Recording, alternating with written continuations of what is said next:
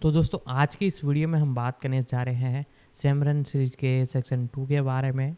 तो आज की इस वीडियो में पूरी जानकारी इस सीरीज के बारे में आपको देंगे।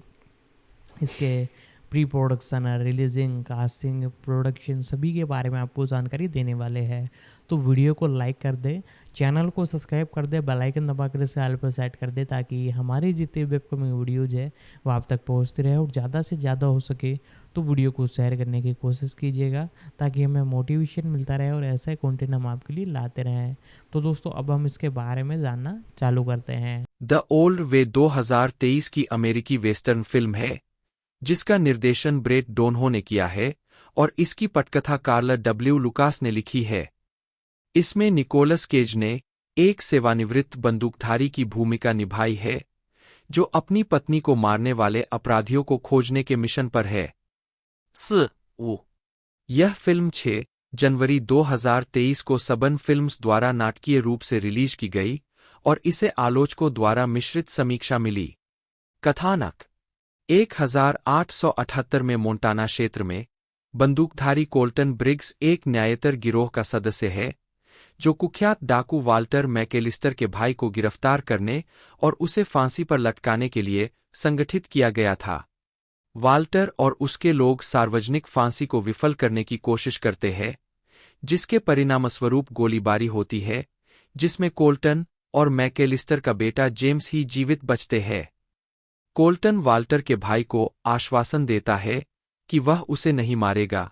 उसकी फांसी उसके भाई को छिपने से रोकने के लिए एक छल मात्र थी। क्रोधित होकर छोटा मैकेलिस्टर कोल्टन को पीठ में गोली मारने की कोशिश करता है।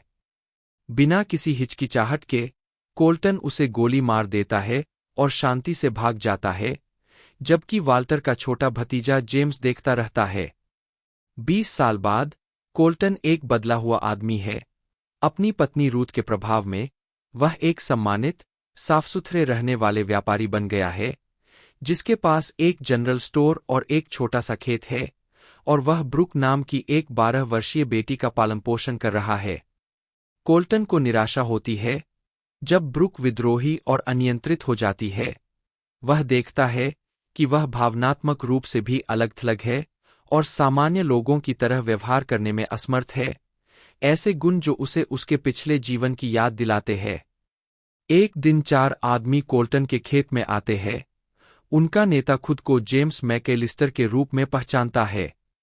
उसका गिरोह रूथ को चाकू मारकर मार देता है और दीवार पर उसके खून से एक ताना मारने वाला संदेश लिखता है और चला जाता है। कोल्टन और ब्रुक वापस लौटते हैं और पाते हैं कि मैकेलिस्टर गिरोह पर नजर रखने वाले यूएस मार्शल फ्रैंकलिन जेरेट कई डिप्टी के साथ खेत पर इंतजार कर रहे हैं। जब रूथ को दफनाया जाता है तो जेरेट ब्रुक को बताता है कि वह और कोल्टन कभी करीबी दोस्त थे और उसे गर्व है कि कोल्टन ने परिवार पालने के लिए अपने हिंसक तरीके छोड़ दिए। जाने से पहले वह अपने पुराने दोस्त से आग्रह करता है कि वह जेम्स से बदला लेने की किसी भी इच्छा पर काम न करे। कोल्टन वैसे भी ऐसा करने का फैसला करता है और ब्रुक से कहता है कि वह उसके साथ जाएगी।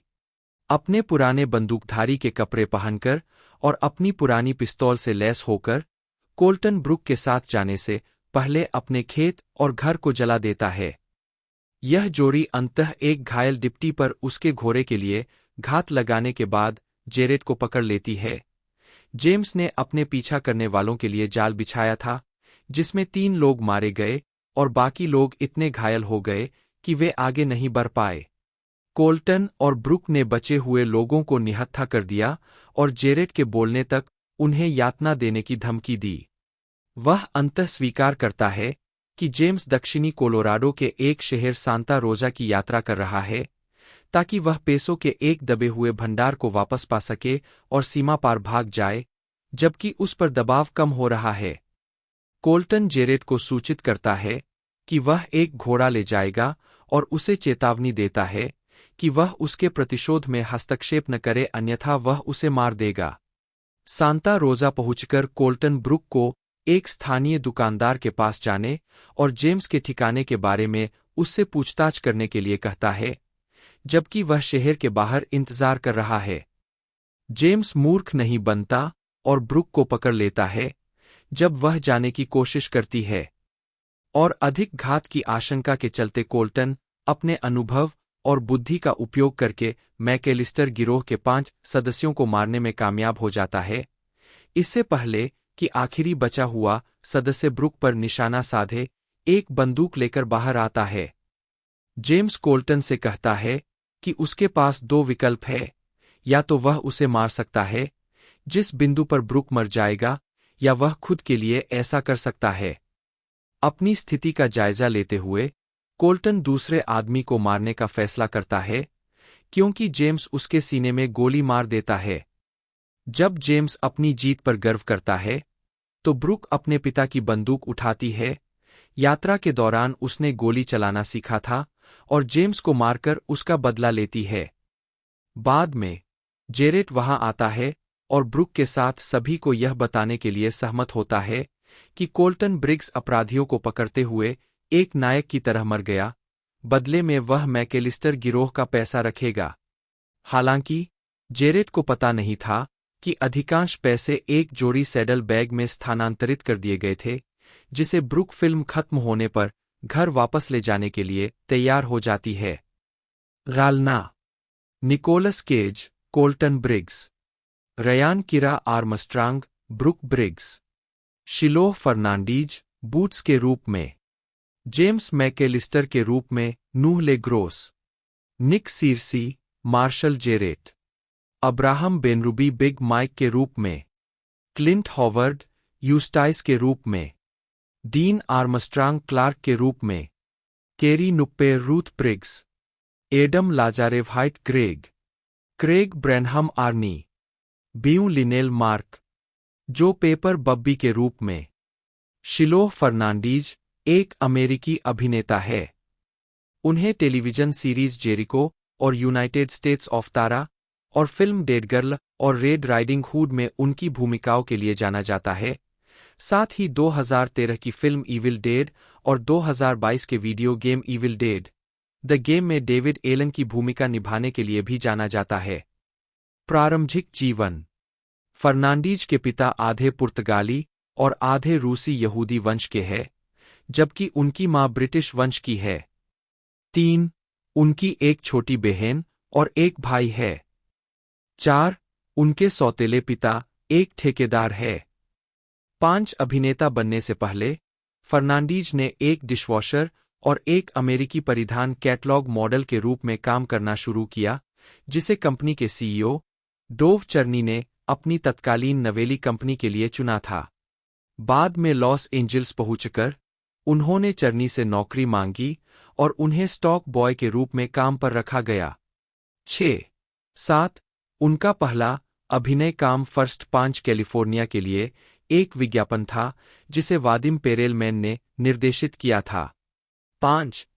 आजीविका 2006। 10. प्रारंभिक कार्य। एक छोटी फिल्म पूरी करने के बाद फर्नांडीज ने 2006 में कोल्ड केस के एक एपिसोड में अपनी पहली टेलीविजन उपस्थिति दर्ज की। इसके बाद ड्रेक एंड जोश और लिंकन हाइट्स में छोटी भूमिकाएं निभाईं। 5. 8. उनका स्क्रीन डेब्यू 2 साल बाद 2007 में हुआ, जब उन्होंने टीवी पर लौटने से पहले इंटरस्टेट में एडगर की भूमिका निभाई। उन्होंने 2006 और 2007 के बीच जेरिको में सीन हेनथोर्न के रूप में अपनी पहली आवर्ती भूमिका निभाई। प्रशंसकों द्वारा एक अभियान के बाद इसे एक बार फिर से रद्द करने से पहले एक दूसरे के लिए वापस आने से पहले श्रृंखला को सिर्फ एक सीजन के बाद रद्द कर दिया गया था। 2008 में ट्वाइलाइट की कास्टिंग के दौरान फर्नांडीज ने अपने वेनिस बीच गैराज में कैथरीन हार्डविक के लिए ऑडिशन दिया था, जिसके बाद वह एडवर्ड कुलेन की भूमिका निभाने वाले सबसे आगे चल रहे लोगों में से एक बन गए। 9. 10. फर्नांडीज कथित तौर पर हार्डविक की पहली पसंद थे, लेकिन यह क्रिस्टन स्टीवर्ट पर निर्भर था कि वे अंतिम निर्णय लें। शिलोह ने बाद में अपने चूके हुए अवसर को याद करते हुए कहा, उस समय यह सिर्फ एक और ऑडिशन था। मुझे एहसास नहीं हुआ कि मैं स्टारडम और बड़ी तनख्वाह से चूक रहा था। अब पीछे मुड़कर देखता हूं तो निश्चित रूप से मैं मानसिक रूप से इतना स्थिर नहीं होता कि इन सब से निपट पाता।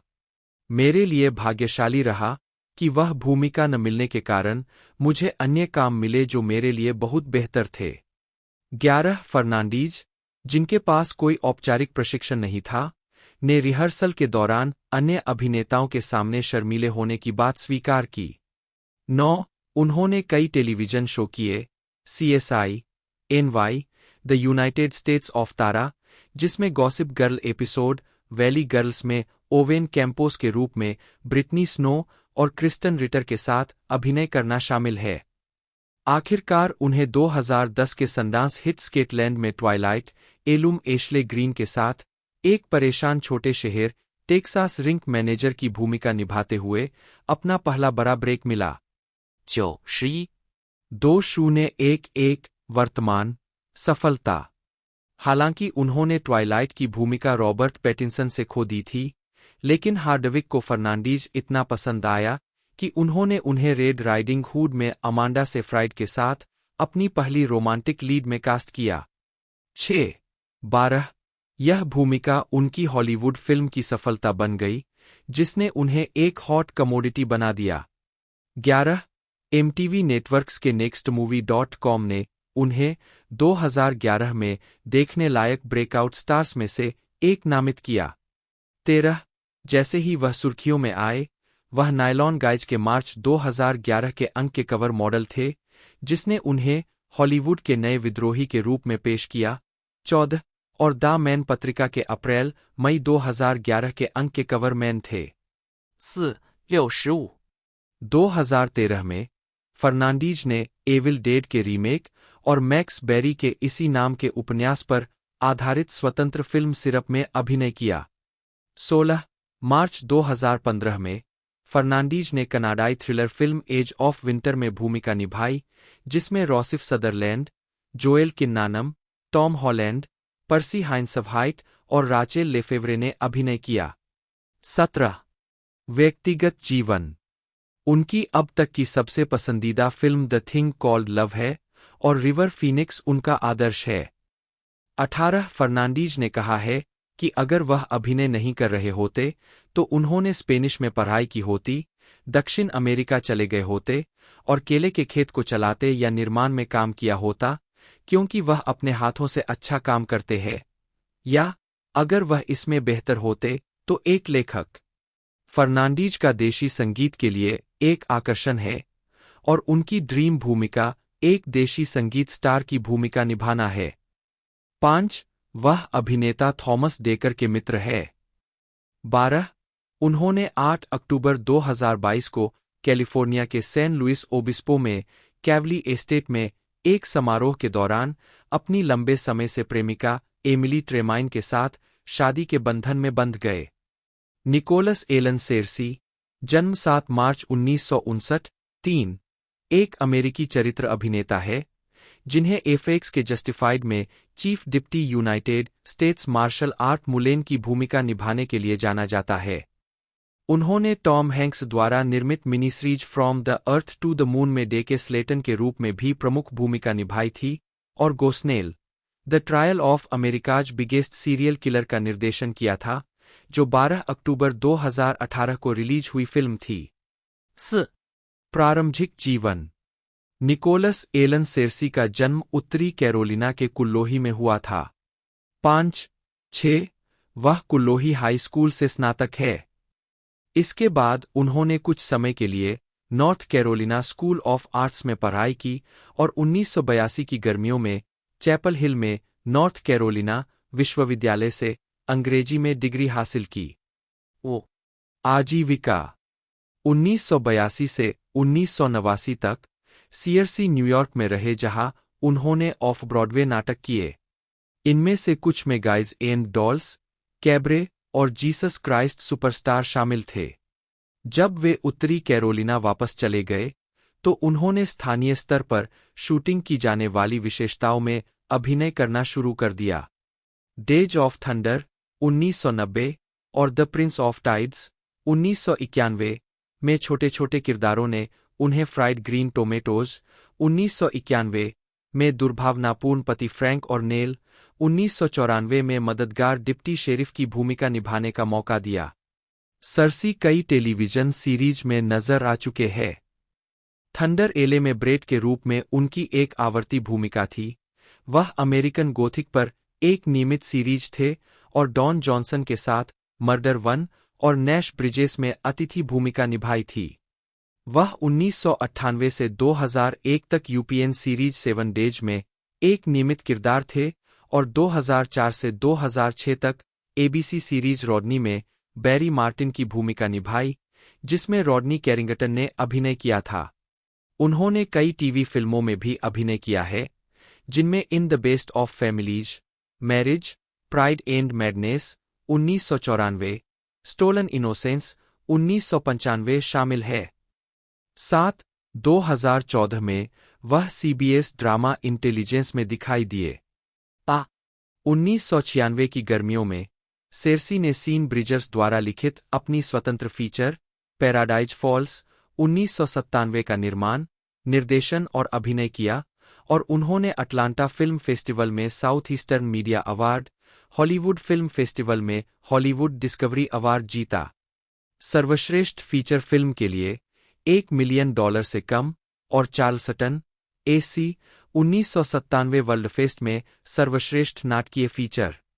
9 तब से वह cast away 2000, 1 hour photo 2002, runaway jury 2003, the assassination of Richard Nixon 2005, the ugly truth 2009, greater 2016, 3 billboard outside Ebbing, Missouri 2017 और द शेप ऑफ वाटर 2017 जैसी फिल्मों में दिखाई दिए। 2011 में सेर्सी यूट्यूब पर हरमन कैन अभियान विज्ञापन येलो फ्लावर्स में दिखाई दिए।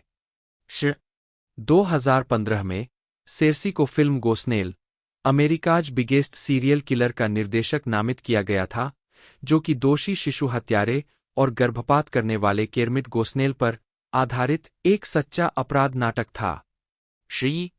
27 दिसंबर 2017 को सेर्सी द रश लिम्बाग शो के अतिथि मेजबान थे।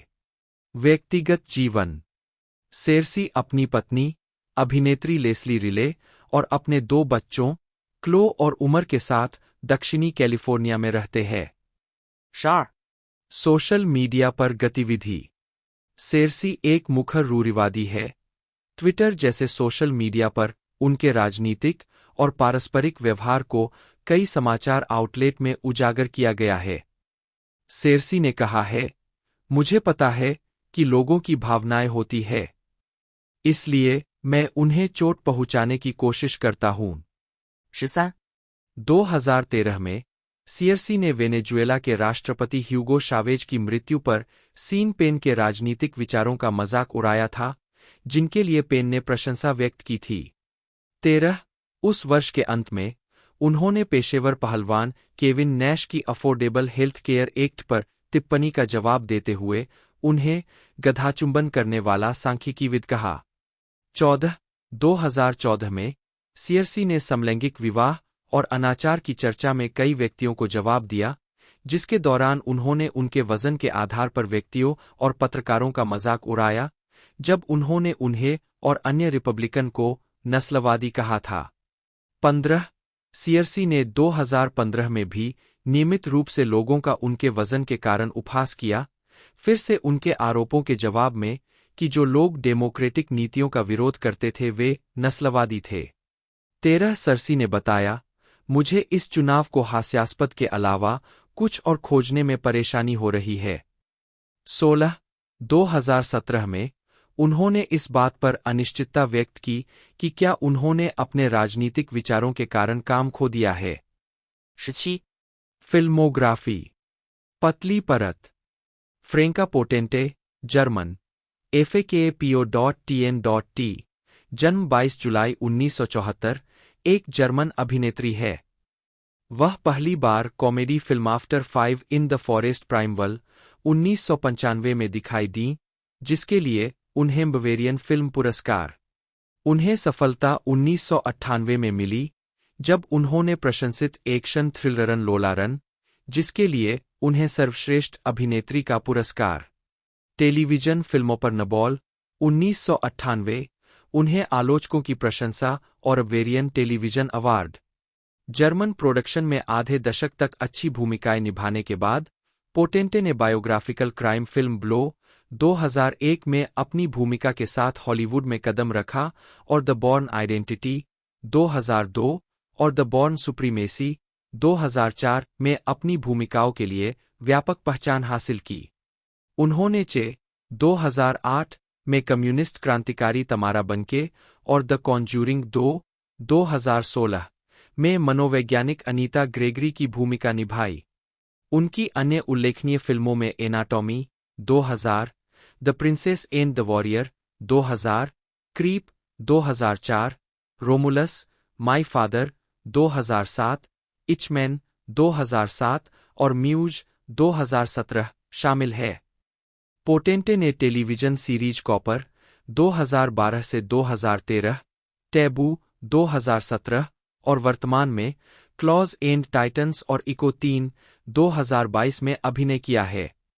उन्होंने अमेरिकन हॉरर स्टोरी 2012 और द ब्रिज 2014 के दूसरे सीजन में भी आवर्ती भूमिकाएं निभाईं। प्रारंभिक जीवन 2 बच्चों में से बड़ी पोटेंटे का जन्म मूस्टर, पश्चिम जर्मनी में हुआ था। एक और उनका लालन पालन पास के डुलमेन में हुआ। 2 उनकी मां हिल्डेगार्ड एक चिकित्सा सहायक है और उनके पिता डाइटर पोटेंटे एक शिक्षक है। उनका इतालवी उपनाम उनके परदादा एक सिसिली स्लेटर से निकला है, जो 19वीं शताब्दी के दौरान जर्मनी चले गए थे। जब वह 17 साल की थी तो पोटेंटे ने टेक्सास के ह्यूस्टन के एक उपनगर हम्बल में एक सचिन छात्र के रूप में कुछ महीने बिताए।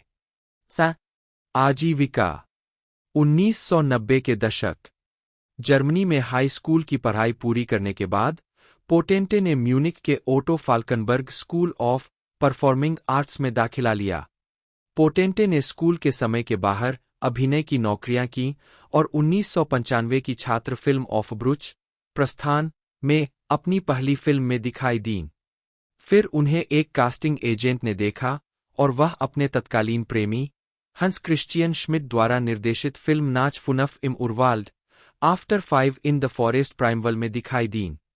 उन्होंने अन्ना नाम की एक 17 वर्षीय लड़की की भूमिका निभाई, जो शहरी माहौल में आज़ादी की तलाश में एक लड़के के साथ घर से भाग जाती है, जो उस पर क्रश है। फिल्म का प्रीमियर 1995 के हॉफ इंटरनेशनल फिल्म फेस्टिवल में हुआ और 25 अप्रैल 1996 को जर्मन सिनेमाघरों में लगी।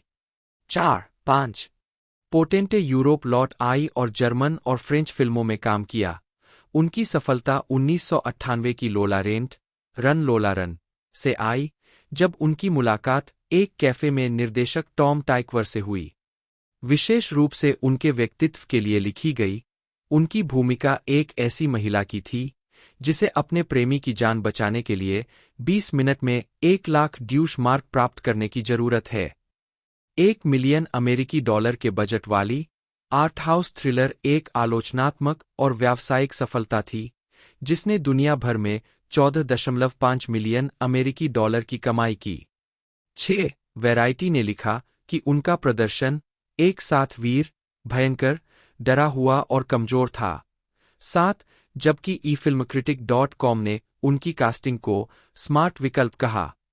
8 प्यार और पहचान से परेशान लोगों के बारे में, जिसे 17 सितंबर 1999 को जर्मनी में रिलीज किया गया था। 2005 फ्रैंकफर्ट पुस्तक मेले में पोटेंटे बाय जर्मन भाषा की हॉरर फिल्म एनाटॉमी 2000 में उन्होंने एक मेडिकल छात्रा की भूमिका निभाई, जो एक विशिष्ट हिडलबर्ग मेडिकल स्कूल में जगह जीतती है, जहां वह एक गुप्त एंटी हिप्पोक्रेटिक समाज द्वारा भीषण साजिश का पर्दाफाश करती है।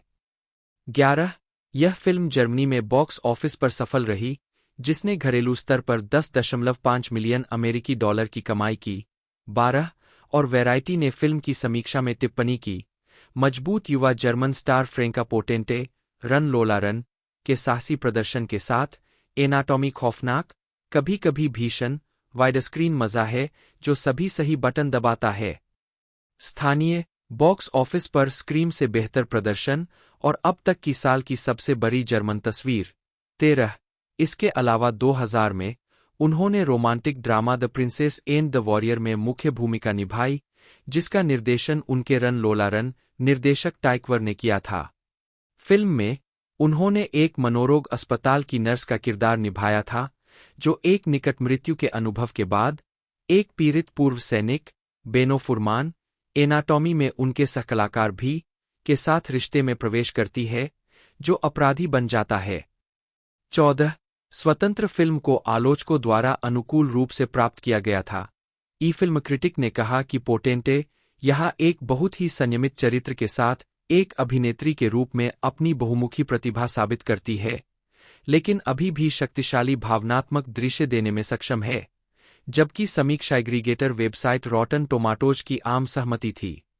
पोटेंटे की पहली अंग्रेजी भाषा की भूमिका एक फ्लाइट अटेंडेंट की थी, जो जॉनी डेप के साथ जीवनी अपराध फिल्म ब्लो में कोकीन तस्कर जॉर्ज जंग से सगाई कर लेती है।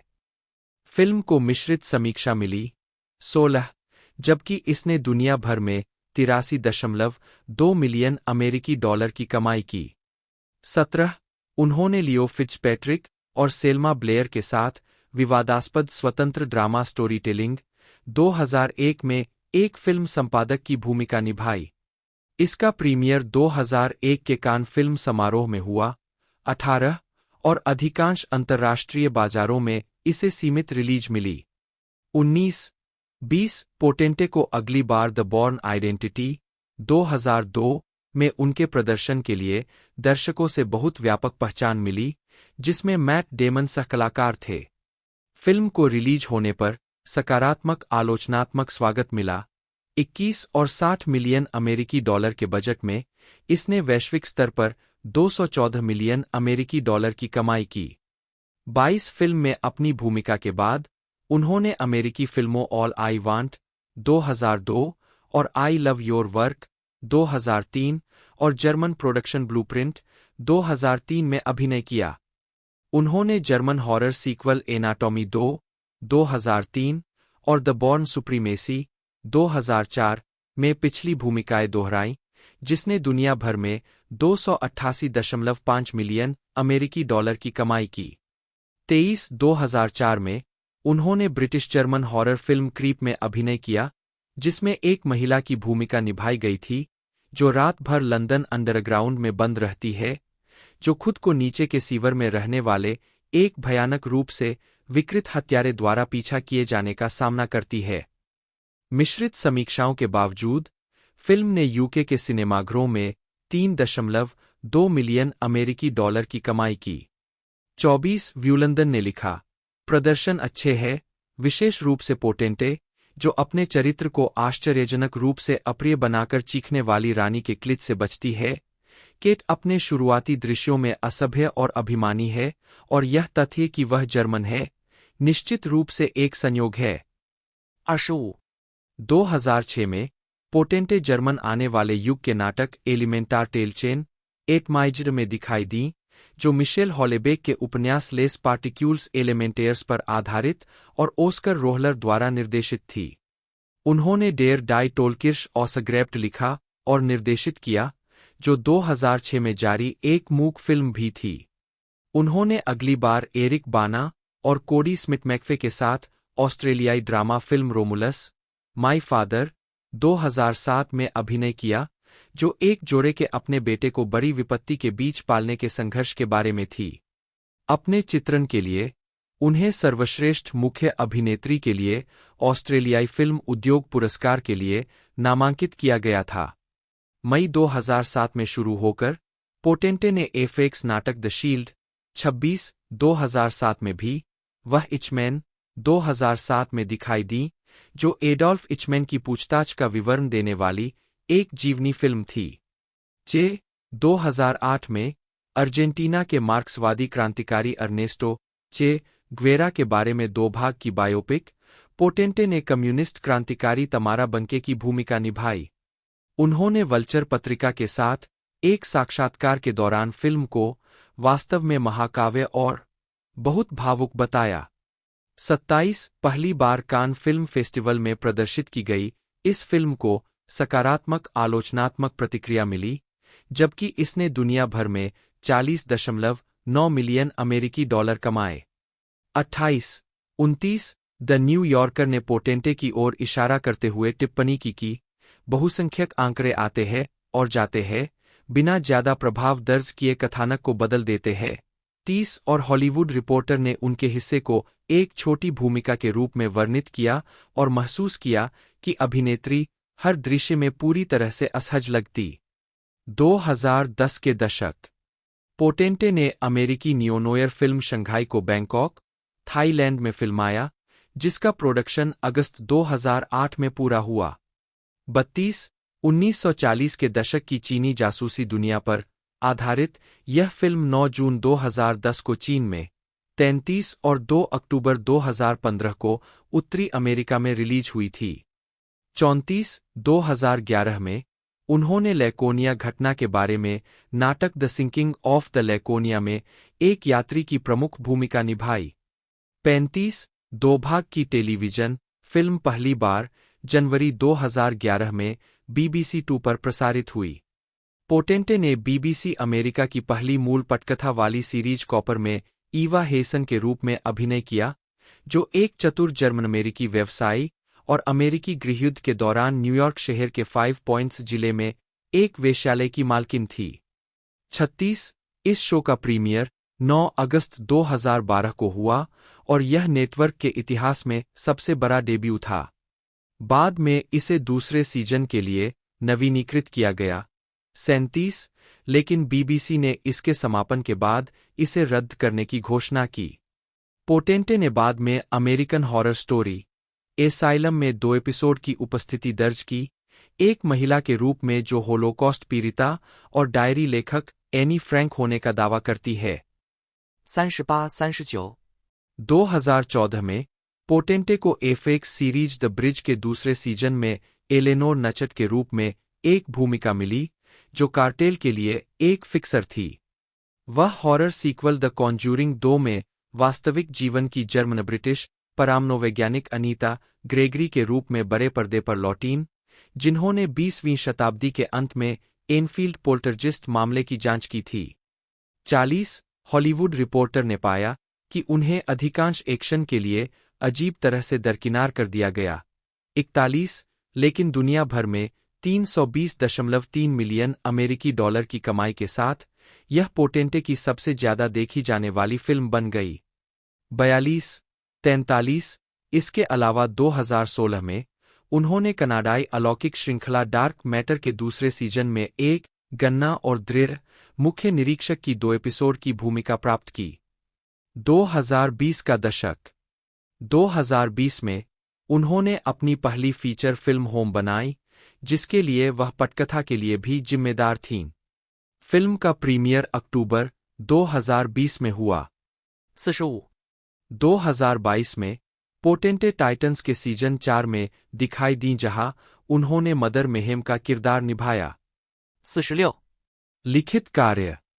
लॉस एंजिल्स में अपने समय के दौरान सहकर्मी मैक्स उर्लेचर के साथ पोटेंटे के पत्राचार के आधार पर सितंबर 2005 में लॉस एंजिल्स बर्लिन नामक एक पुस्तक प्रकाशित हुई थी। मई 2009 में पोटेंटे ने अपनी दूसरी पुस्तक kick S an alternative workout प्रकाशित की, जिसे उनके निजी प्रशिक्षक कार्स्टन शेलेनबर्ग के साथ मिलकर लिखा गया था। अगस्त 2010 में उनकी कहानियों का पहला खंड जेन प्रकाशित हुआ। 47 व्यक्तिगत जीवन। जर्मन फिल्म निर्देशक टॉम टिकवर और अमेरिकी अभिनेता एलिजा वुड सहित अन्य के साथ संबंधों के बाद पोटेंटे ने 2012 के मध्य में एक निजी समारोह में अमेरिकी अभिनेता डेरेक रिचर्डसन से शादी की। 48 यह जोड़ा लॉस एंजिल्स में रहता है और उनकी 2 बेटियां हैं, जिनका जन्म 2011 और 2013 में हुआ था।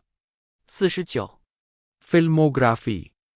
पेनेलोप मिशेल, जन्म 24 जुलाई 1991, एक ऑस्ट्रेलियाई अभिनेत्री है, जिन्हें अमेरिकी हॉरर टेलीविजन श्रृंखला हेमलॉक ग्रोव में लेथा गॉडफ्रे और द वैम्पायर डायरीज में लिव पार्कर की भूमिका निभाने के लिए जाना जाता है।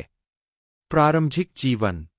मेलबर्न, विक्टोरिया में एक फ्रांसीसी मूल की कलाकार मां और ऑस्ट्रेलियाई उद्यमी पिता के घर जन्मी मिशेल ने अपना अधिकांश बचपन अपने 2 बड़े भाइयों के साथ ऑस्ट्रेलिया में बिताया।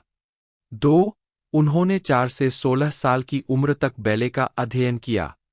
3、मिशेल ने अपने स्नातक वर्ष में शीर्ष 1% में जगह बनाई और उन्हें अंतर्राष्ट्रीय बैकलॉरिएट डिप्लोमा मिला। 4. उन्होंने वकील बनने के इरादे से मेलबर्न विश्वविद्यालय में दाखिला लिया। अभिनय करने के लिए लॉस एंजिल्स जाने से पहले मिशेल ने कला, मीडिया संचार में अपनी स्नातक की डिग्री पूरी की। पेनेलोप लेस्टर मिशेल, एमबीई और हीथर मिशेल, ओबीई की पोती है, जो प्रमुख कृषिविद और राजनीतिक कार्यकर्ता है। Heather Mitchell national farmers federation की पहली महिला अध्यक्ष थीं और पूर्व विक्टोरियन प्रीमियर जॉन किरण के साथ लैंडकेयर ऑस्ट्रेलिया की सहसंस्थापक थीं। वह अभिनेत्री राधा मिशेल की चचेरी बहन है। 6、7、आजीविका। हेमलॉक ग्रोव में अपनी भूमिका पाने से कुछ साल पहले उन्होंने अभिनय करना शुरू कर दिया था, जिसमें टून टाइम, एक ऑस्ट्रेलियाई बच्चों का show, ABC Australia show next stop Hollywood, जिसमें 6 ऑस्ट्रेलियाई अभिनेता पेनेलोप सहित पायलटों के ऑडिशन के लिए हॉलीवुड जाते हैं, और ऑस्ट्रेलियाई पुलिस नाटक रश के एक एपिसोड में दिखाई दिए। संयुक्त राज्य अमेरिका में मिशेल को television series the vampire diaries 8 और हेमलॉक ग्रोव 9 के साथ साथ फिल्म हेलबॉय और जिपर में उनकी भूमिकाओं के लिए जाना जाता है। 10.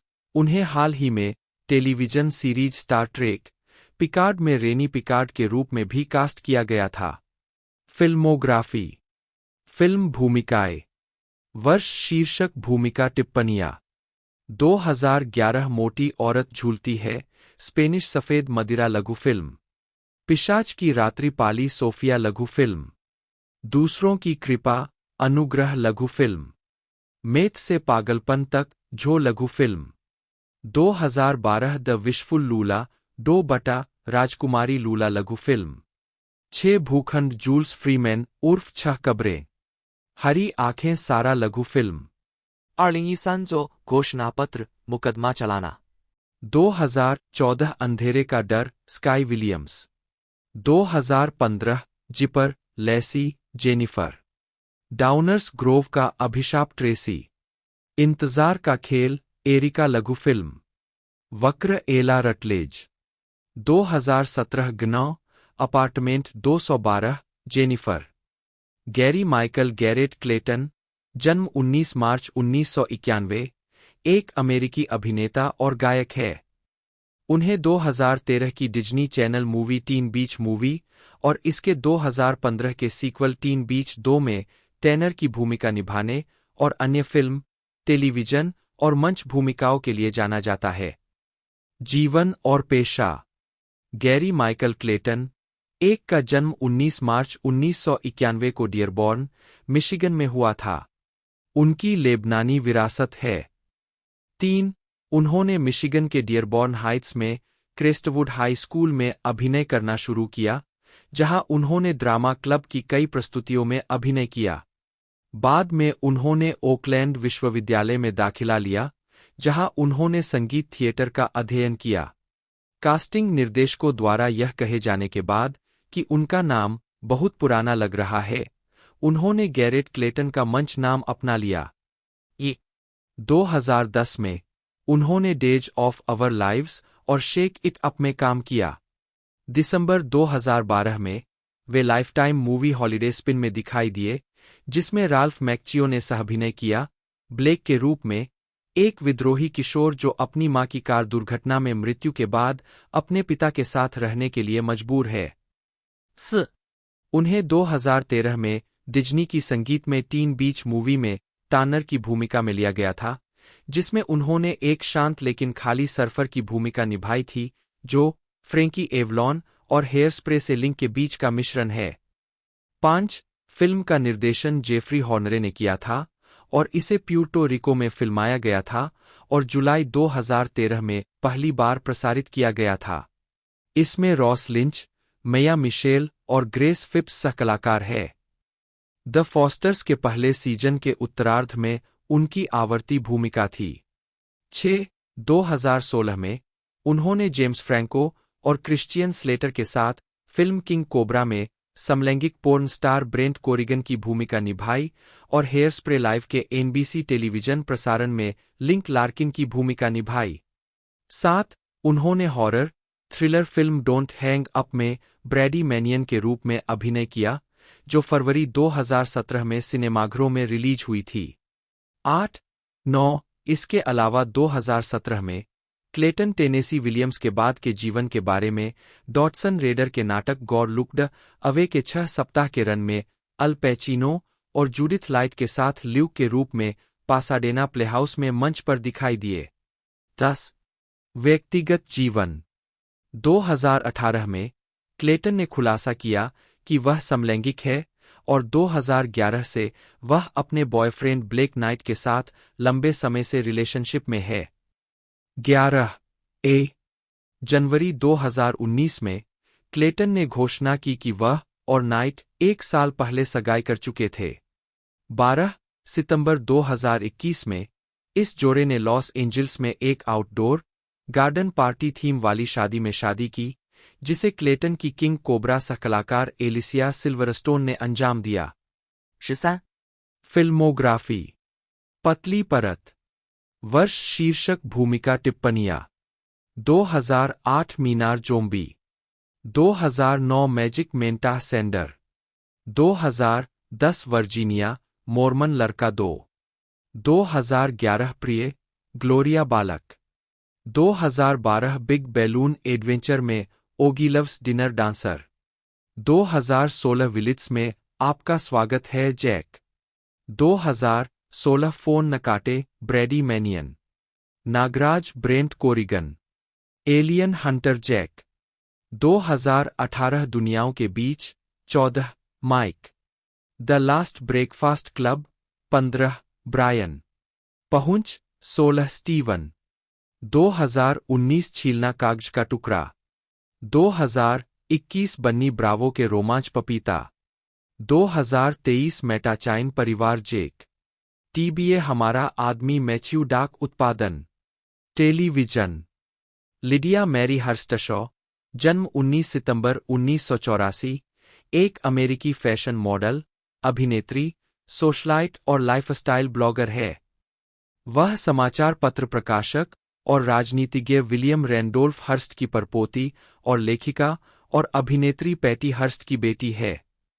प्रारंभिक जीवन और शिक्षा हर्स्टशॉ का जन्म 1984 में हुआ था। 3 वे 30 वर्षीय अभिनेत्री पैटी हर्स्ट और 39 वर्षीय बर्नार्ड एल शॉ की बेटी है, जो सैन फ्रांसिस्को के पूर्व पुलिस अधिकारी है। 4 उन्होंने 2003 तक फेयरफील्ड, कनेक्टिकट में सेक्रेड हार्ट यूनिवर्सिटी में पढ़ाई की। उसके बाद उन्होंने फैशन मॉडलिंग शुरू की। आजीविका पत्रिकाएं और फैशन शो फोटोग्राफर स्टीवन मीसेल ने हर्स्ट को खोजा और अप्रैल 2004 में वोग इटालिया के लिए उनका पहला मैगजीन कवर शूट किया। 6 तब से वह वोग, हार्पर बाजार, एले, मैरी क्लेयर, जीक्यू, एलफिशियल और एस्क्वायर जैसे कई मैगजीन कवर पर अंतर्राष्ट्रीय स्तर पर दिखाई दी है। उन्होंने Meisel, Patrick Demarchelier, Ellen von Unwerth, Mario Testino, Peter Lindbergh, Inez van Lamsweerde और विनुद मटाडिन जैसे कई प्रसिद्ध फोटोग्राफरों के साथ काम किया है। हर्स्ट ने Chanel, Fendi, Catherine Malandrino, Nicole Miller और जेरेमी स्कॉट जैसे फैशन डिजाइनरों के लिए मॉडलिंग की है। 6 विज्ञापन देना Hearst Prada, Louis Vuitton, Alexander McQueen, Bottega Veneta, Sephora, L'Oreal Feria, DKNY, MYLA lingerie, H&M, NARS cosmetics, MAC cosmetics, Miss Me Jeans, Moschino Cheap and Chic के विज्ञापन अभियानों में दिखाई दी है। 2007 में वह प्यूमा के फ्रेंच 77 में दिखाई दी, जिसके बाद प्यूमा ने उन्हें अपने संग्रह के लिए हैंडबैग की एक लाइन डिजाइन करने के लिए नियुक्त किया। 9. 2012 के वसंत में स्वारोवस्की ने हर्स्ट को अपने हार्ट ट्रूथ अभियान के लिए अपना राजदूत चुना, जिसे राष्ट्रीय हृदय, फेफड़े और रक्त संस्थान द्वारा प्रायोजित किया गया था, जिसका उद्देश्य हृदय स्वास्थ्य के बारे में महिलाओं की जागरूकता बढ़ाना था। 10. पत्रकारिता. हर्स्ट कुछ समय के लिए पेज 6 के लिए स्तंभकार थीं, जो न्यूयॉर्क पोस्ट के रविवार संस्करण की एक विशेषता थी। उन्होंने एक जीवन शैली और फैशन ब्लॉग भी चलाया। 11. अन्य भूमिकाएं. हर्स्ट ने this must be the place के माइल्स फिशर कवर के लिए संगीत वीडियो में अपनी उपस्थिति दर्ज कराई। 12. हर्स्ट ने 2011 में सिस्को एडलर के song for all the girls के लिए एक संगीत वीडियो में फिर से अभिनय किया। 13. जहां उसे एक स्पिन आरी द्वारा ग्राफिक रूप से हत्या कर दी जाती है। जॉनी पॉलीगॉन के लिमोसेक सुपरस्टार वीडियो में भी उनकी एक छोटी भूमिका है। Reality TV. हर्स्ट ने ऑक्सीजन की द फेस मॉडलिंग रियलिटी प्रतियोगिता के दूसरे संस्करण के लिए एनी व्यालित्स्याना और नाओमी कैंपबेल के साथ सुपरमॉडल कोच के रूप में काम किया। इस सीजन का प्रीमियर 5 मार्च 2014 को हुआ था। 14. व्यक्तिगत जीवन. हर्स्ट ने 20 अगस्त 2016 को कैलिफोर्निया के पासाडेना में क्रिस हार्डविक से शादी की। 15. उनकी बेटी का जन्म जनवरी 2022 में हुआ। वे वर्तमान में लॉस एंजिल्स के लॉस फेलिज में रहते हैं। 16. लोकोपकार. उनके परिवार की परोपकार की परंपरा ने हर्स्ट को ऑपरेशन स्माइल के लिए स्माइल एम्बेसडर बनने के लिए प्रेरित किया। 17. फिल्मोग्राफी. पतली परत. वर्ष शीर्षक भूमिका टिप्पणियां. 2008 The Last International Playboy Stella. 2012 2 Jack Alexis. 2013 प्रलाप जेनिफर. 2014 केबिन बुखार रोगी शूने ब्रिजेट 18. डैनियल सेलिस ह्यूस्टन, जन्म 14 मई 1962, एक अमेरिकी अभिनेता, निर्देशक और पटकथा लेखक है। फिल्म निर्माताओं के ह्यूस्टन परिवार के सदस्य, वे निर्देशक जॉन ह्यूस्टन के बेटे और अभिनेत्री एंजेलिका ह्यूस्टन के सौतेले भाई हैं। उन्हें इवांस एक्सटीसी 2000 जैसी फिल्मों में उनकी भूमिकाओं के लिए जाना जाता है, एक जिसके लिए उन्हें सर्वश्रेष्ठ पुरुष लीड के लिए इंडिपेंडेंट स्पिरिट अवार्ड के लिए नामांकित किया गया था। 21 ग्राम 2003, बर्थ 2004, द एविएटर 2004 भी, 2 the Constant Gardener 2005, Marie Antoinette 2006, 3 Children of Men 2006 भी, the Kingdom 2007, 4 30 Days of Night 2007 भी, Robin Hood 2010, 5 Hitchcock 2012, 6 the Congress 2013, 7 Big Eyes 2014, 8 Wonder Woman 2017, 9 10 Game Night 2018, Stan and Ollie 2018 भी, और एंजेल हैज फॉलन 2019। ह्यूस्टन ने FX series American Horror Story, Coven में the X Men और American Horror story, freak show में Masimo डोल्सेफिनो की भूमिका निभाई। 11-12 उन्होंने मैजिक सिटी 2012 से 13 में Ben the butcher diamond, Paramount network drama series Yellowstone 2018 से 19 के पहले 2 सीजन में डैन जेंकिंस और सक्सेशन 2019 के दूसरे सीजन में जेमी लेयर्ड की भूमिका निभाई। उनके निर्देशन क्रेडिट में मिस्टर नॉर्थ 1988, द मैडेनिंग 1995 और द लास्ट फोटोग्राफ 2017 फिल्में शामिल है। प्रारंभिक जीवन। हस्टन का जन्म 14 मई 1962 को रोम, इटली में हुआ था। वह निर्देशक और अभिनेता जॉन हस्टन और अभिनेत्री जो सेलिस के बेटे हैं।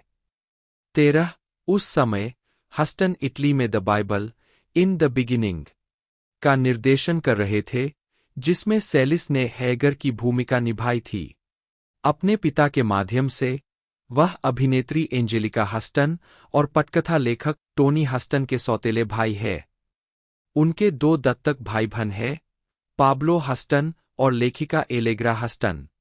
वह अभिनेता जैक हस्टन के चाचा और अकादमी पुरस्कार विजेता अभिनेता वाल्टर हस्टन के पोते हैं।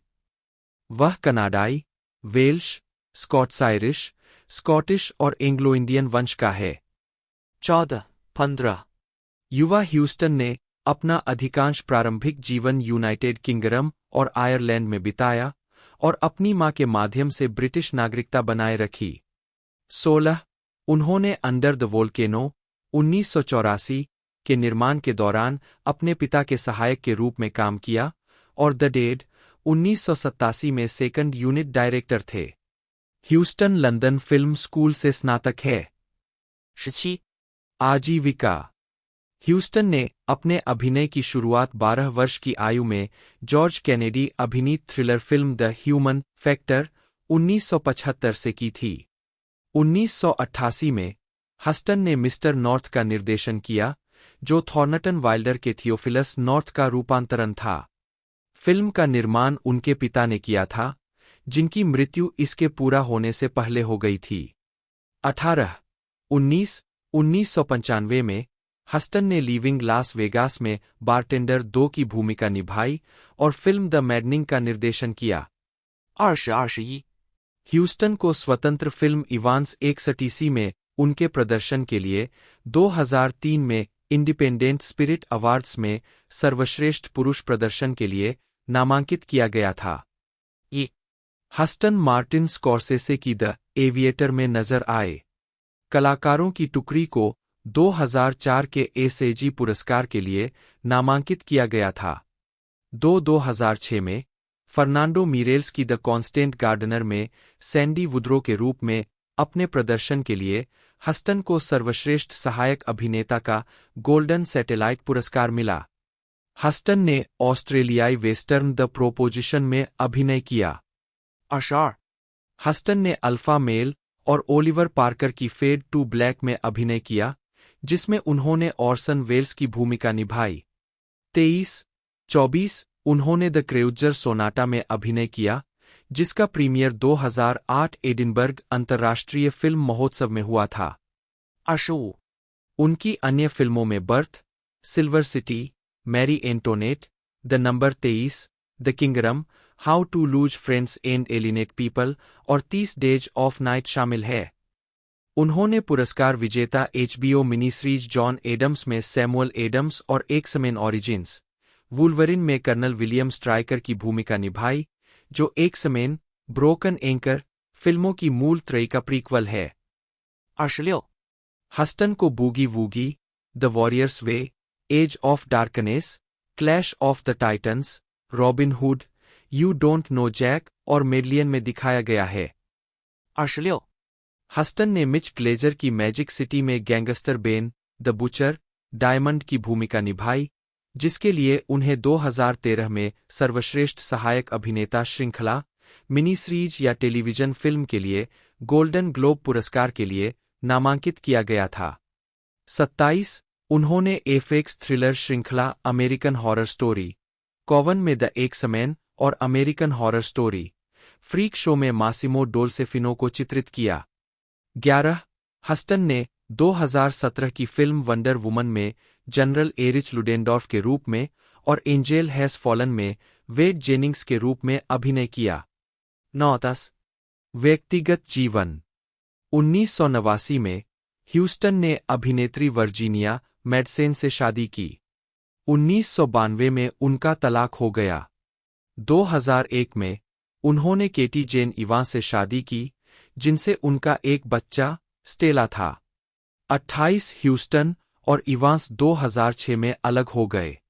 तलाक को अंतिम रूप दिए जाने से पहले अक्टूबर 2008 में इवांस की आत्महत्या से मृत्यु हो गई। 29 फिल्मोग्राफी पतली परत वर्ष शीर्षक भूमिका टिप्पणियां 1975 मानव कारक मार्क किन्सरेल डैनी ह्यूस्टन के रूप में श्रेय दिया गया। 1988 श्री नॉर्थ निर्देशक के रूप में। 1991 कोलेट बनना। 1995 पागल कर देने वाला।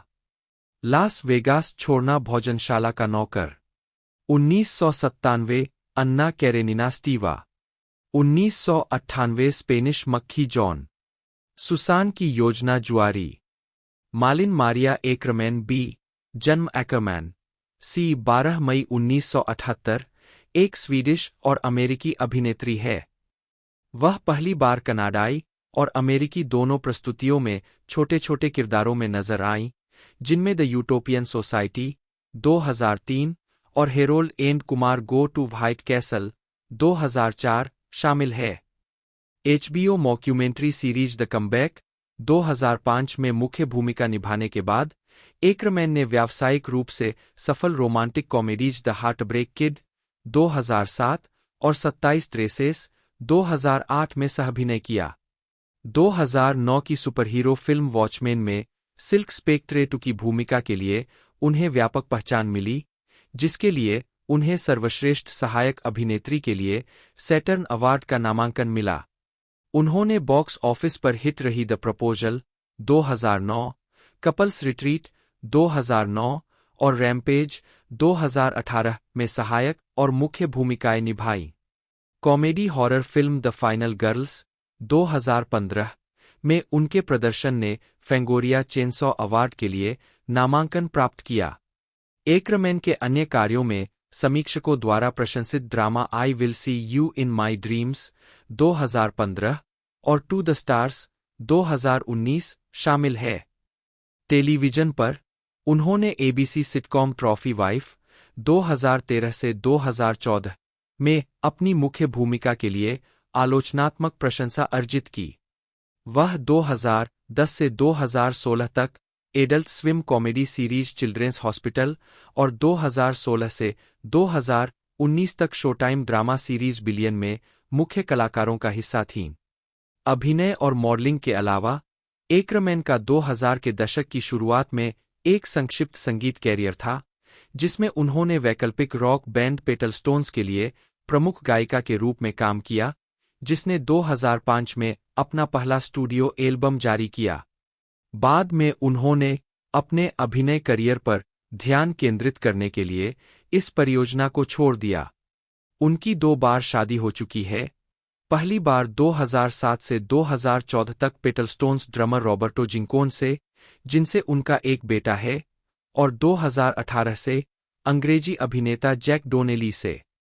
एकरमैन ने पेट्रा मेडे के साथ मिलकर माल्मो में यूरोविजन सॉन्ग कॉन्टेस्ट 2024 की मेजबानी की। प्रारंभिक जीवन।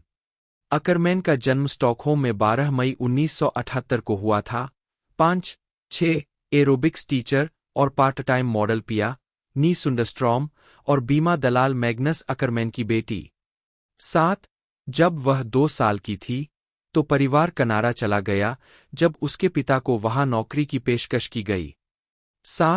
4 साल बाद उसके माता पिता का तलाक हो गया और उसके पिता स्वीडन वापस चले गए। 8 दोनों माता पिता ने दोबारा शादी की, जिससे अकरमैन को एक सौतेला भाई और 2 सौतेली बहनें हुई, जिनमें जेनिफर अकरमैन भी शामिल थीं।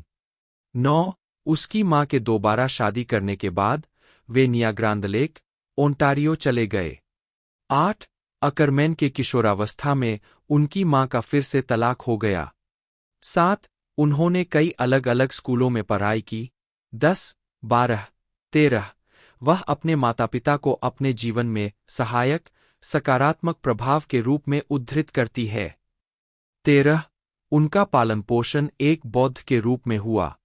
14 अपनी युवावस्था में अकरमन ने 10 साल तक फिगर स्केटिंग में पेशेवर रूप से प्रतिस्पर्धा की। 15 जब वह अभी भी प्राथमिक विद्यालय में थी, तब उसकी मां ने उसे मॉडलिंग से परिचित कराया। 16 साल की उम्र में उन्हें सेंट कैथरीन के पेन सेंटर शॉपिंग मॉल में फोर्ड मॉडल्स ने खोजा था। 13 उन्हें एजेंसी द्वारा साइन किया गया और बाद में स्किनकेयर कंपनी नोक्सजेमा के साथ एक अनुबंध जीता। 13 वह जल्द ही नॉर्थ टोरंटो कॉलेजिएट इंस्टीट्यूट और बाद में डाटे एलघिएरी अकादमी में भाग लेने के दौरान टोरंटो चली गईं। 13-18 साल की उम्र में बचपन में कभी कभी महसूस की जाने वाली असहायता से प्रेरित होकर 8 उसने बाल मनोवैज्ञानिक बनने का फैसला किया। उन्होंने टेलीविजन विज्ञापनों और कैटलॉग लेआउट के लिए मॉडलिंग करके अपनी शिक्षा का समर्थन किया। 14 वह पूर्णकालिक अभिनय करने के लिए 2001 में लॉस एंजिल्स चली गईं। आजीविका प्रारंभिक भूमिकाएं 1997 से 2008। एकरमैन ने अपने अभिनय की शुरुआत 1997 में कनाडाई विज्ञान कथा श्रृंखला अर्थ फाइनल कॉन्फ्लिक्ट में एक रोबोट की छोटी भूमिका से की थी। 3 उन्हें मूल रूप से राहेल मैकएडम्स के साथ एमटीवी पायलट में भूमिका मिली थी, लेकिन नेटवर्क ने इस परियोजना को कभी नहीं चुना। 14 2000 में उन्होंने रेलिक हंटर में अतिथि भूमिका निभाई और अमेरिकी फिल्म द स्कल्स में उनकी छोटी भूमिका थी। 11 अगले वर्ष उन्होंने dog twice in A lifetime और विचब्लेड श्रृंखला में काम किया। 17-18 2001 में वह एक व्यापक अभिनय करियर को आगे बढ़ाने की उम्मीद में लॉस एंजिल्स, कैलिफोर्निया चली गईं। 8 पहले उसने वेट्रेस के रूप में काम किया और एक दोस्त के घर पर रही। 8-12 2002 में उन्हें द यूटोपियन सोसाइटी फिल्म में भूमिका मिली। 11-19 फिल्म का संपादन फ्रांसेस्को सोंडेली ने किया था, जो वैकल्पिक रॉक बैंड ओजोनो के गिटारवादक है। 17 सोंडेली ने एकरमैन से बैंड को गाने के बोल लिखने में मदद करने के लिए कहा और बाद में उसे गाने के लिए कहा। 14 बाद में एकरमैन बैंड की गायिका बन गई और उन्होंने अपना नाम बदलकर पेटलस्टोन्स रख लिया। 14-16 बैंड का पहला एल्बम स्टंग अगस्त 2005 में रिलीज हुआ। 20 लेकिन उसने अंततः अपने अभिनय करियर पर ध्यान केंद्रित करने के लिए इसे छोड़ दिया। उसने अपने गायन को एक तरह से स्वनिर्मित, स्वसिखाया हुआ, अगर आप नोट नहीं हिट कर सकते तो चीख देने की तरह के रूप में वर्णित किया। 19 न्यूयॉर्क फैशन वीक में एकरमैन, सितंबर 2008। 2004 में उन्हें film Harold and Kumar go to White Castle में एक छोटी भूमिका मिली। 11 लेकिन उन्होंने कनाडा वापस जाने पर विचार किया क्योंकि उनके अधिकांश ऑडिशन विफल रहे। 8 फिर उन्हें एचबीओ टेलीविजन श्रृंखला द कमबैक 2005 में जूना के रूप में मुख्य भूमिका में लिया गया, जिसमें लिसा कुड्रो मुख्य भूमिका में थीं। 11 कुड्रो ने एक पूर्व सिटकॉम स्टार की भूमिका निभाई, जिसने अपने करियर को फिर से शुरू करने की कोशिश की। 21 शो में एकरमैन की उपस्थिति ने मीडिया का ध्यान आकर्षित किया और इसके परिणामस्वरूप उन्हें अधिक भूमिकाएं प्रदान की जाने लगीं। 8 एक साल बाद उन्होंने लव मंकी के एक एपिसोड और एंटोरेज के 2 एपिसोड में अतिथि भूमिका निभाई। 17 एंटोरेज एपिसोड प्रसारित होने से पहले उन्हें 2007 की comedy film the brothers Solomon में भूमिका मिली। 22, 23, 24 उसी वर्ष वह द इन्वेजन फिल्म में भी दिखाई दी, जिसके लिए उन्हें श्रेय नहीं दिया गया था। 25 और हेवी पेटिंग।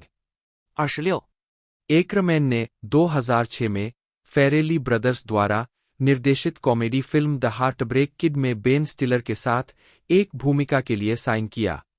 22 उन्होंने स्टिलर के चरित्र की नवविवाहित पत्नी लीला की भूमिका निभाई। 27 फिल्म मैक्सिको में जोड़े के हनीमून का अनुसरण करती है, जहां स्टिलर का चरित्र एक अन्य महिला के प्यार में पड़ जाता है और उसे पता चलता है कि शादी एक गलती थी।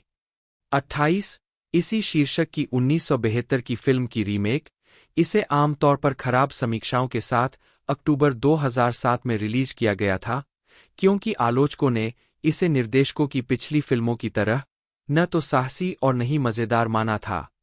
29 एकरमैन के प्रदर्शन को अधिक सकारात्मक समीक्षा मिली।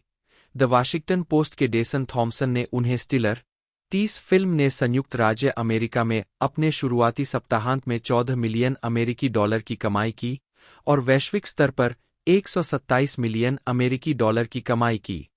31 2007 में एकरमैन 27 ड्रेसेस के कलाकारों में शामिल हो गई, जो एनी फ्लेचर द्वारा निर्देशित एक रोमांटिक कॉमेडी फिल्म थी जिसमें कैथरीन हीगल मुख्य भूमिका में थीं। 32 फिल्म हीगल के किरदार जेन का अनुसरण करती है, जो हमेशा दुल्हन की सहेली रही है और अपनी शादी का सपना देखती है। एकरमैन ने जेन की बहन टेस की भूमिका निभाई। 33 फिल्म को 2007 की गर्मियों के दौरान शूट किया गया था। 34 और जनवरी 2008 में कमजोर आलोचनात्मक स्वागत के साथ रिलीज किया गया क्योंकि इसे क्लिच और ज्यादातर भूलने योग्य माना गया था। 35 फिल्म व्यावसायिक रूप से अधिक सफल रही, जिसने 160 मिलियन अमेरिकी डॉलर की कमाई की। 36 एकरमैन ने बाय बाय सैली में शीर्षक भूमिका निभाई। 2009 में अकरमैन ने सुपरहीरो फिल्म वॉचमैन में सिल्क स्पेक्ट्रेटू के रूप में अभिनय किया, जो एलन मूर के इसी नाम के ग्राफिक उपन्यास का रूपांतरण था। 38 जैक स्नाइडर द्वारा निर्देशित फीचर फिल्म 1985 में एक वैकल्पिक वास्तविकता में सेट की गई है, जहां सेवानिवृत्त निगरानीकर्ताओं का एक समूह उनके खिलाफ एक स्पष्ट साजिश की जांच करता है।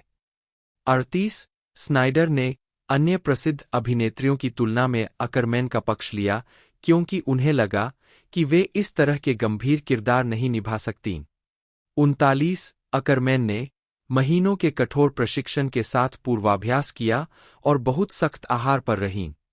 16 उसने एक श्यामला विग, ऊंची एड़ी के जूते और एक असुविधाजनक लेटेक्स पोशाक पहनी थी। 40 फरवरी 2009 में प्रीमियर होने वाली इस फिल्म को आमतौर पर अनुकूल समीक्षा मिली। 41 और यह एक व्यावसायिक सफलता थी, जिसने दुनिया भर में 185 मिलियन अमेरिकी डॉलर की कमाई की। 42 हालांकि एकरमैन को फिल्म में उनके प्रदर्शन के लिए सर्वश्रेष्ठ सहायक अभिनेत्री के लिए सैटर्न पुरस्कार के लिए नामित किया गया था। 43 आलोचक आमतौर पर उनके अभिनय के प्रति नकारात्मक थे। 44 45 46 उन्हें एक टीन च्वाइस अवार्ड और 2 स्क्रीम अवार्ड्स के लिए भी नामांकन मिला। 47 48 49 पीछे मुड़कर देखने पर उन्होंने कहा है कि फिल्म की शूटिंग के दौरान उन्हें अपने आत्मविश्वास के साथ संघर्ष करना पड़ा और उन्हें अपनी लीग से बाहर महसूस हुआ। 50 वॉचमैन उस समय उनके करियर की सबसे बड़ी हेडलाइनिंग परियोजना थी जिसके लिए उन्हें तैयार नहीं महसूस हुआ। उन्होंने कहा, मेरे पास कोई प्रशिक्षण नहीं था और मैं इन शानदार थिएटर अभिनेताओं के साथ काम कर रही थी जिनके पास दुनिया का सारा प्रशिक्षण था। मैं निश्चित रूप से वहां होने के योग्य महसूस नहीं करती थी। 50 अकरमैन 2009 की romantic comedy film the proposal में दिखाई दिए, जिसमें सैंड्रा बुलॉक और रयान रेनॉल्ड्स मुख्य भूमिकाओं में थे। 51 अकरमैन ने रेनॉल्ड्स के चरित्र की पूर्व प्रेमिका गर्ट्रूड की सहायक भूमिका निभाई। 52 हालांकि फिल्म को मिश्रित समीक्षा मिली, लेकिन इसने दुनिया भर में 317 मिलियन अमेरिकी डॉलर की कमाई की। 53 इसके अलावा 2009 में अकरमैन ने जॉन फेवरू और विंस वॉन के साथ कॉमेडी फिल्म कपल्स रिट्रीट में अभिनय किया। 54 फिल्म 4 जोड़ों का अनुसरण करती है क्योंकि वे युगल चिकित्सा के लिए एक उष्णकटिबंधीय द्वीप रिसॉर्ट की यात्रा करते हैं। 54 अकरमैन ने वॉन के चरित्र की पत्नी रॉनी की भूमिका निभाई। 55 फिल्म का प्रीमियर अक्टूबर 2009 में सिनेमाघरों में हुआ और इसने संयुक्त राज्य अमेरिका में अपने शुरुआती सप्ताहांत में 34 मिलियन अमेरिकी डॉलर की कमाई की, बॉक्स ऑफिस पर नंबर 1 स्थान पर पहुंची और दुनिया भर में कुल 171 मिलियन अमेरिकी डॉलर की कमाई की। 56 फिल्म के लिए स्वागत मुख्य रूप से नकारात्मक था, हालांकि एकरमैन के प्रदर्शन को अधिक सकारात्मक प्रतिक्रियाएं मिलीं। 57 58 2010 में एकरमैन ने जोश रेडन निर्देशित comedy drama film happy thank you more please में एनी के रूप में सहअभिनय किया। 59 चूंकि उसके चरित्र को खालिते है, एकरमैन ने अपनी भौहें मुंडवा ली और अपने बालों को ढकने के लिए एक गंजा टोपी पहनी। 60 उन्हें मूल रूप से एक अलग भूमिका की पेशकश की गई थी, लेकिन उन्हें लगा कि वह एनी की भूमिका निभाना चाहती है, क्योंकि यह उनकी पिछली भूमिकाओं से अलग थी। 60 फिल्म का प्रीमियर जनवरी 2010 में सनडांस फिल्म फेस्टिवल में हुआ और इसे पसंदीदा यूएस ड्रामा के लिए ऑडियंस अवार्ड मिला। 59 आलोचकों की समीक्षाएं ध्रुवीकृत थीं, लेकिन एकरमैन को प्रशंसा मिली। 61, 62, 63 बाद में 2010 में उन्होंने how I met your mother episode the wedding bride में अतिथि भूमिका निभाई। 65 डॉ वैलेरी फ्लेम की भूमिका निभाते हुए एकरमैन हेनरी विंकलर के साथ श्रृंखला के दूसरे सीजन में शामिल हुईं। 66 श्रृंखला मूल रूप से एक वेब श्रृंखला थी और कई वेबिसोड देखने के बाद एकरमैन ने भूमिका स्वीकार की। यह पूरी तरह से मेरी पसंद, मेरी तरह का हास्य था, उसने श्रृंखला के बारे में कहा। 66 उसी वर्ष उन्होंने केटी होम्स, जोश डुहमल और अन्ना पैक्विन के साथ romantic comedy film the Romantics में सहायक भूमिका निभाई। 67 फिल्म का प्रीमियर सितंबर 2010 में आम तौर पर नकारात्मक समीक्षाओं के साथ सीमित रिलीज पर हुआ। दोस्तों ये सीरीज है, ये एक तरह से सीरीज है, तुर्की में इसे बनाया गया है और तुर्कीज इसकी एक तरह से मेन बेस लैंग्वेज है। बाकी एपिसोडों की बात की जाए तो सेक्शन 1 पहले देखने को मिला था, सेक्शन 2 अभी देखने को मिल चुका है। पहले 8 एपिसोड देखने को मिले थे, अभी तकरीबन इतने ही एपिसोड देखने को मिले हैं। टोटल मिलाकर 15-16 एपिसोड हमें देखने को मिलते हैं, जो कि एक तरह से बढ़िया है। बाकी ये हिंदी के अंदर भी रिलीज़ की गई है, इंडिया के अंदर आप इसे हिंदी के अंदर भी इंजॉय कर पाओगे। बाकी पूरी जानकारी जानने के लिए कौन कौन सी रीजनल लैंग्वेजों में अवेलेबल है, आप नीचे डिस्क्रिप्शन में दिए गए लिंक को चेकआउट कर सकते हो। तो आज की इस वीडियो में दोस्तों इतना ही, मिलते हैं अगले वीडियो में।